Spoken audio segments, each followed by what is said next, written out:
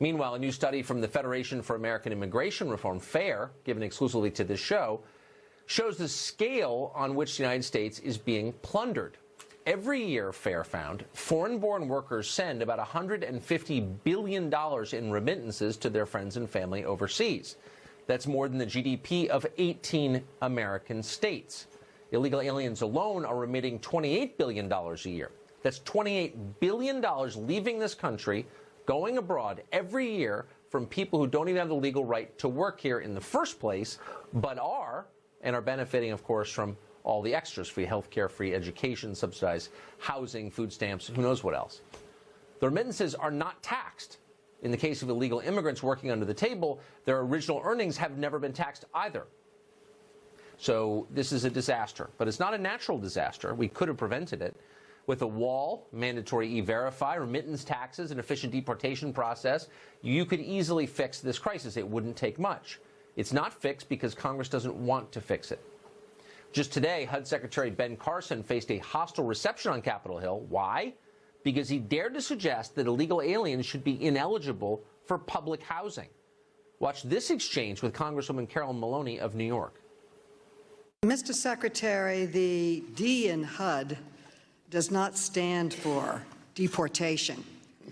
I'm afraid that a recent proposal of yours will bring nothing but despair to thousands of American families by throwing children out of their homes. And what is your plan to take care of them?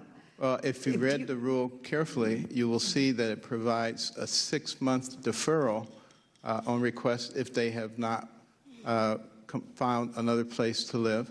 And that can be renewed 2 times for a total of 18 months, which is plenty of time for Congress to engage in comprehensive immigration reform so that this becomes a moot point, as does the DACA situation and 100 other things. Secretary Ben Carson joins us tonight. Mr. Secretary, thank you very much for coming on.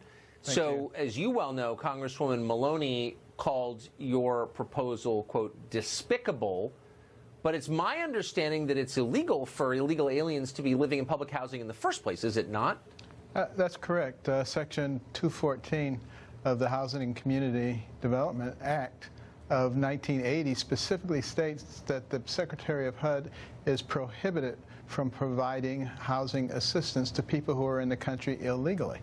And what people sometimes don't understand is that we have millions of legal Americans in line waiting for these very scarce resources. What Congresswoman and many others also don't realize is that we have provided a mechanism whereby people who are affected, illegals who are affected and can't find housing, can have delayed action for 6 months, which can be renewed twice for a total of 18 months, which of course is plenty of time for Congress to do its job. So, you know, for them to suggest that I should break the law, what is the real implication? That we can just pick and choose the laws we want to enforce and embrace? Of course we feel sympathy for people. Of course we don't want anybody out on the streets. But the real thing that is hurting people is our failure to address this immigration system, the rules that are drawing people here and keeping them here, and that are so unfair to American citizens who have been paying taxes and working here. We take in 1.1 million people legally through our immigration system, which is far more than any other country, and let that system work. But it can't work when we have all these perverse incentives which are drawing people here. So we have hundreds of thousands of Americans sleeping outside every night who are homeless, and they're everywhere. Absolutely. And you're telling us that there are many thousands of illegal aliens living at public expense in public housing, and Congress has some concern about what's going to, I mean, why would that be a concern at all? Foreign citizens breaking our laws, why wouldn't we spend all of our time and all of our money, all of our energy worrying about Americans who are living on the streets? Well, you would think we would do that. You know, whenever you get on an airplane, in the initial announcements, they say if there's an emergency, your oxygen mask will drop down, put yours on first, and then assist your neighbor. Obviously, we need to take care of our people. Doesn't mean that we're not compassionate people. It means that we're logical people.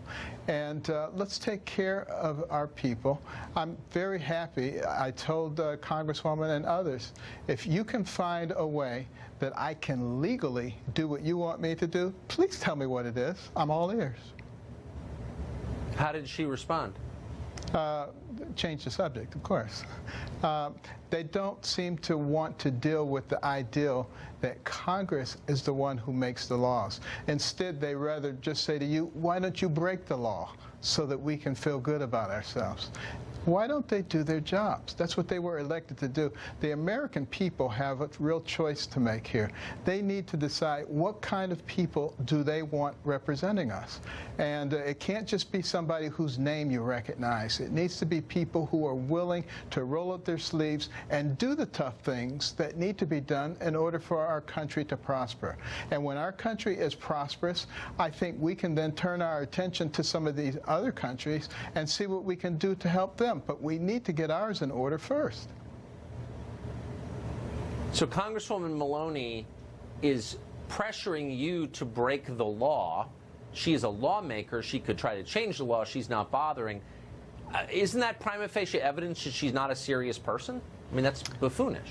Well, it is very sad. It would be nice if she were the only one, but there are many who feel that way, and I don't think they've really thought through what's going on. They just allow themselves to be caught up in the moment, and you know, they want to be popular, and they're not thinking long term about what the impact is of what they're doing. They're not thinking about our children and our grandchildren and what they will have to face. That's just what makes me look good today. I've noticed. Secretary Ben Carson, thanks very much for that.